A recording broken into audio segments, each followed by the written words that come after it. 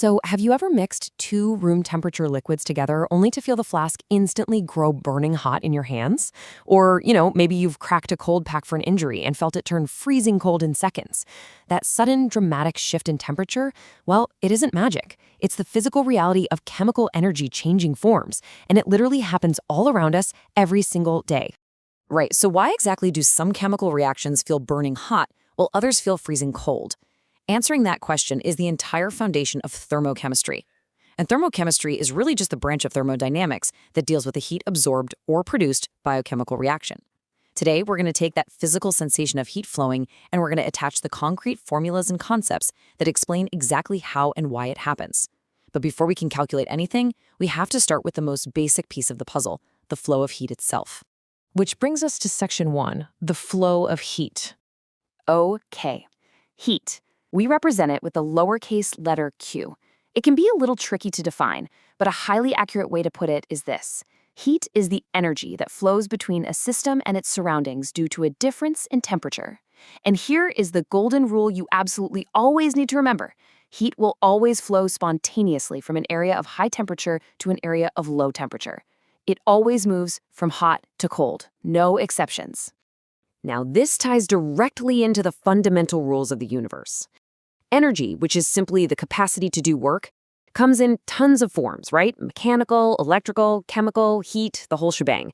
And leaving aside a few quantum mechanical exceptions, energy is conserved. This means it can change forms, like the heat energy that evolves when chemical energy changes state, but it will never be created or destroyed. Because energy is conserved, any heat lost by a chemical reaction has to be gained by its surroundings and vice versa.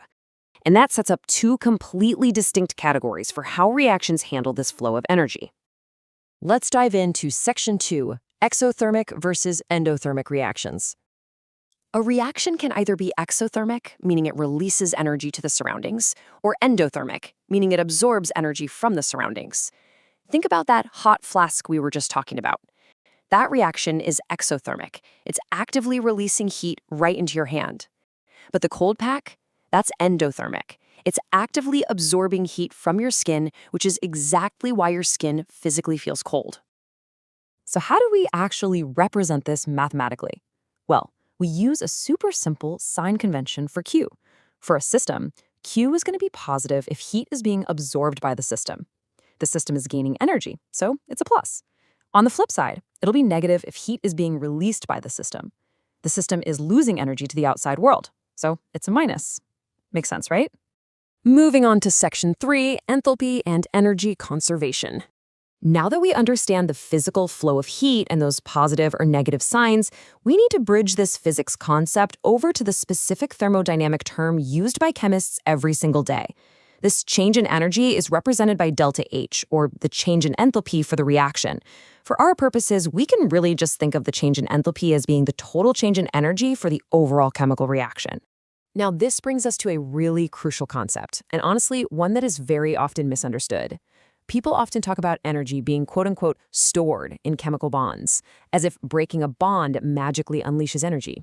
That is actually incorrect. Breaking bonds always requires an input of energy. You have to literally force the atoms apart. Conversely, forming new bonds releases energy. So the overall change in enthalpy depends entirely on the balance between the energy required to break the reactant bonds and the energy released when forming the new product bonds. So the crucial point here is how this translates back to our positive and negative signs. If there is more energy in the products than the reactants, delta H will be positive. That means additional energy had to be provided, making it an endothermic reaction. But if there's less energy in the products, then that excess energy was released to the surroundings. That means delta H is negative, making it an exothermic reaction. You might be wondering at this point, how does delta H relate to our earlier heat term, Q? Well, it's actually incredibly straightforward. When temperature and pressure are constant, Q equals delta H. That's it. The heat flow you measure is exactly equal to the change in enthalpy. Let's hit section 4, the units of energy. Okay, we have the concepts down and we have the signs down. But to truly master thermochemistry, we have to know how we actually measure and quantify this energy flow. Let's look at the units. When we discuss thermochemistry, we're mostly going to talk about energies in terms of joules or kilojoules. The joule is our standard scientific unit of energy. Another common unit used by chemists is the calorie, with a lowercase c. 1 calorie is defined as the exact amount of energy needed to raise the temperature of 1 gram of water by 1 degree Celsius. But listen carefully. You absolutely must not confuse this with a food calorie, which is spelled with a capital C. A food calorie is actually equal to a kilocalorie, or 1,000 lowercase c calories. This is a trap that catches a lot of people out, so always check your capitalization. To move between these systems, you need a mandatory baseline metric. 1 lowercase c calorie is exactly equal to 4.184 joules. You're going to use this conversion factor constantly in your chemistry calculations, so definitely go ahead and lock this one into your memory for sure. All right, final section, section 5, thermochemical equations and stoichiometry. We've covered the theoretical groundwork and the units of measurement. Now let's take the next step and see how this builds into real practical chemistry using balanced chemical equations. A thermochemical equation reports the change in enthalpy for a given reaction in stoichiometric terms. What this actually means is that the delta H listed at the end of the equation is perfectly specific to the molar quantities given by the balanced equation.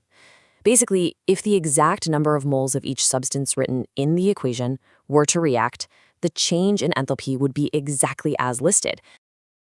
To find the enthalpy change for a specific amount of material, you really just do some simple stoichiometry based on a few logical steps. First, check the molar quantities in the balanced equation. Second, compare that to the specific amount of material you're actually reacting. And third, scale the enthalpy change proportionally. For example, if you realize you're reacting twice as many moles of material as are listed in the standard equation, well, the enthalpy change would also be exactly twice as much as listed. If you react half as much, the energy released or absorbed is halved. It's a direct, perfectly proportional relationship. So we've seen how heat flows, how we track it with enthalpy, and how we measure it perfectly with stoichiometry. But I want to leave you with a thought that takes us back out of the textbook and into the real world. Think back to our rule of conservation. Energy is never created or destroyed. So if energy is never truly lost, where does the heat from every single exothermic reaction ultimately go? It flows into the surroundings, dispersing slightly outward, warming the air, the room, and eventually contributing to the vast, continuous flow of energy across our entire universe. Just an incredible thing to think about the next time you feel a hot chemical reaction warming your hands.